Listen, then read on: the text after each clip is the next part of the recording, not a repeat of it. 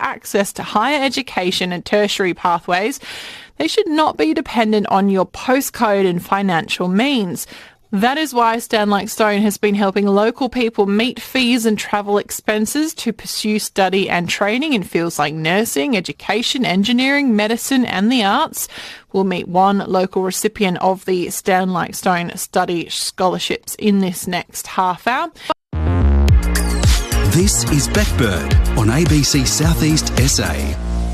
Well, by supporting more young people to reach their academic goals, the Limestone Coast itself will benefit as those qualified workers return to the region to work locally. It's the hopes for young local Ejaz Nijadi, whose family came from a small rural village in the Jaghori province of Afghanistan when he was just 12. Ejaz is just one of the 51 recipients locally who are being supported to pursue further education and training pathways through the Stand Like Stone scholarship grant. And Ejaz is making his family incredibly proud, pursuing a career as a doctor. We welcome Ejaz and Jason Wallace, the Chief Executive Officer of the Stand Like Stone Foundation, into the studio this morning. Jason, Ejaz, good morning to you both. Thank you for coming in today. Thanks for the opportunity, Becc. Thanks so much, Becc. Thank you. Thank you for having me. Now, Ejaz, do you think we can start with you? Can you tell us a little bit about your story? What was it like when you first came to Australia? It was quite a kind of shock for me because, coming to a new culture and then seeing how things worked here, you don't see anyone in the streets. It was kind of culture shock for me.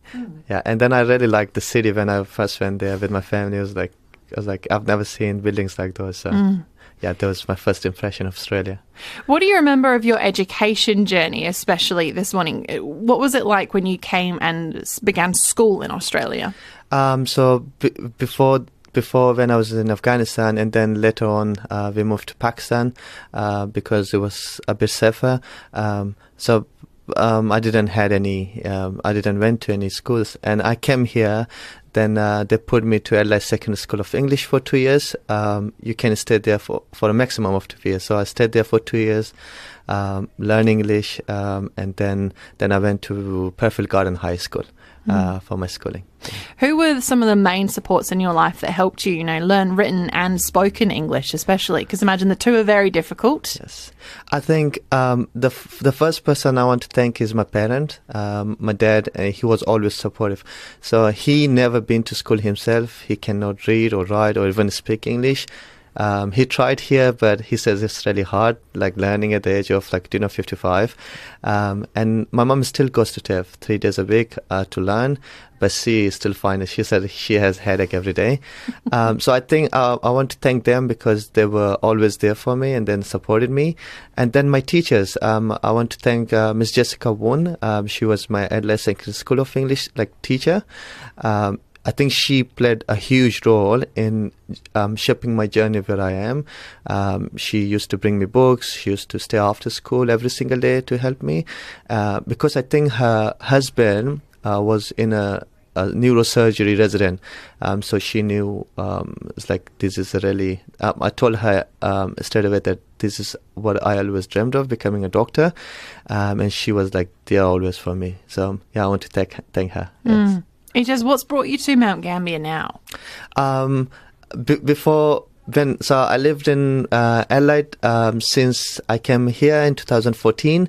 I never heard of Mount Gambier because I didn't really travel. So I never heard of it. And then when I applied for medical school to Flinders, and then they had this as an option. Then I put it up. Bedford Park here. They have Riverland, and then they also have Darwin. And I choose this as my first preference. I looked around, I really like the name, so that's why I just said, okay, let me put this as a first. So I don't know, that is my reasoning why I came here. But I really love the people. The people are so nice. So the name, the mountains, perhaps a correspondence to back home? Kind of, because so I'm from a small town. It's called Hecha. So it is in the province of Jaghori.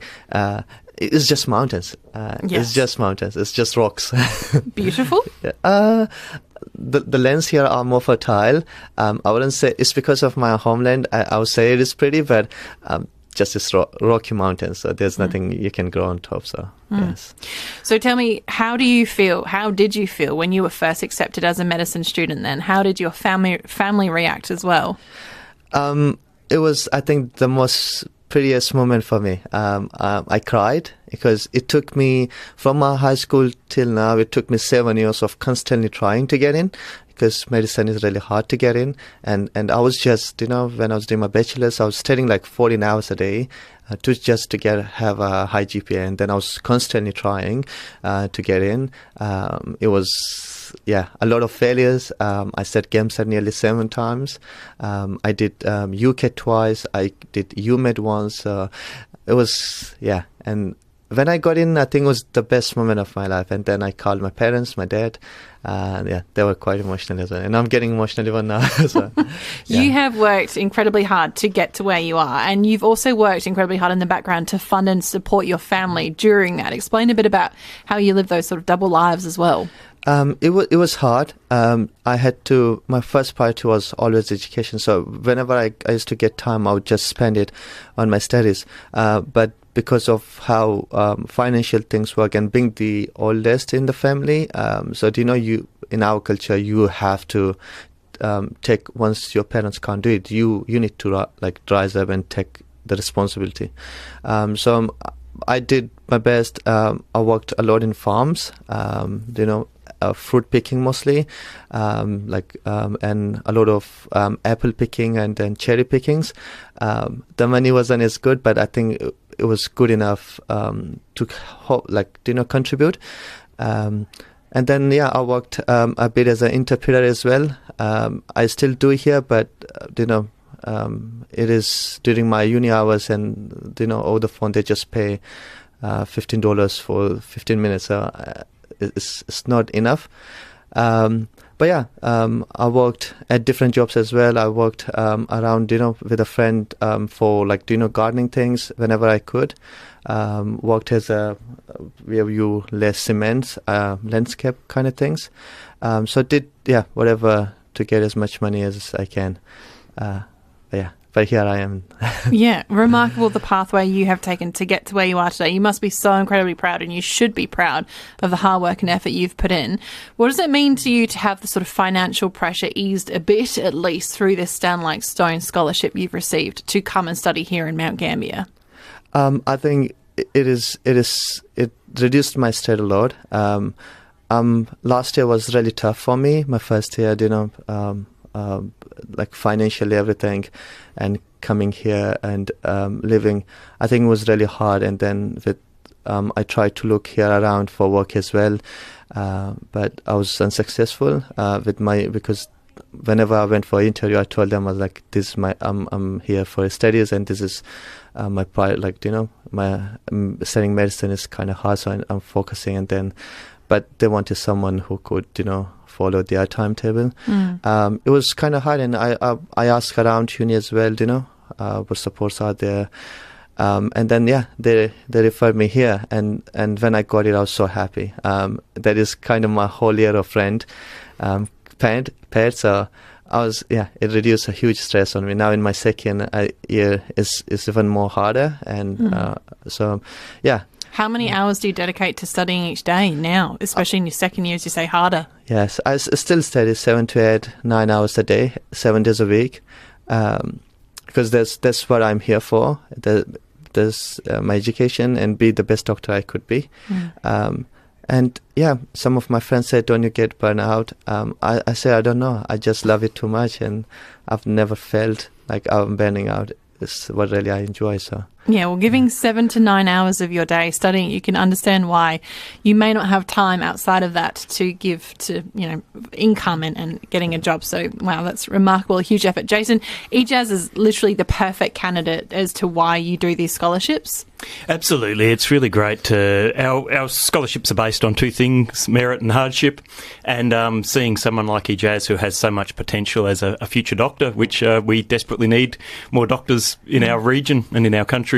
And hardship, as you've heard, it's not easy coming from a background, English as a second language, and trying to find his place here in Mount Gambier, which Ejaz has done remarkably well, becoming part of our community. And it's it's great that our scholarships are all about our community supporting people to gain the skills that we need for our future workforce and alleviate some of that hardship so people of all backgrounds can achieve their dreams. Yeah, tell us about some of the other students you've been able to support as well. Ejaz isn't the only one.